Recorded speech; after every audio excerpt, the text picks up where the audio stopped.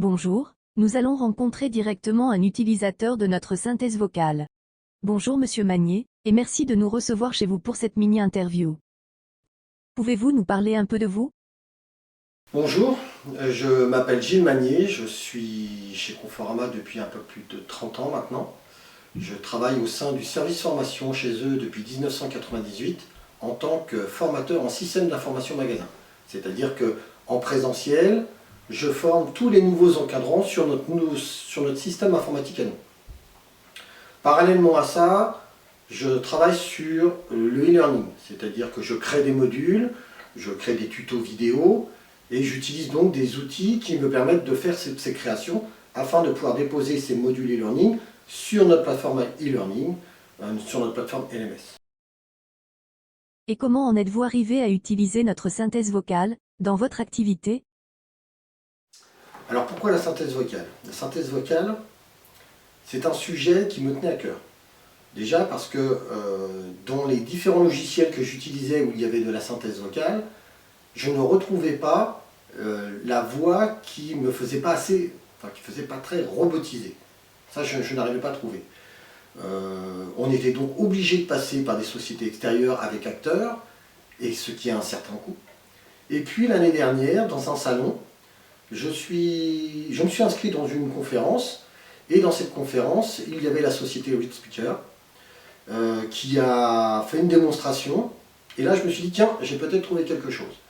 Alors justement, je me suis mis à aller creuser un petit peu plus, et effectivement, cette solution me va plutôt pas mal, puisque maintenant je sonorise tout moi-même, soit avec ma propre voix, pour des choses qui me sont vraiment très propres, soit avec la voix de synthèse, Roxane en particulier, qui je trouve cale très bien avec ce que je recherche. Ça me permet de pouvoir faire des choses rapidement, à un moindre coût, puisque par rapport à un acteur, c'est quand même pas du tout la même chose, et surtout beaucoup plus rapide. Étant donné que je n'ai pas besoin d'aller passer par une société extérieure, le fait d'avoir le temps de faire tout ce qui va être la retranscription, ensuite d'écouter ce qui a été fait pour après les recaler, ça fait vraiment un très gros gain de temps.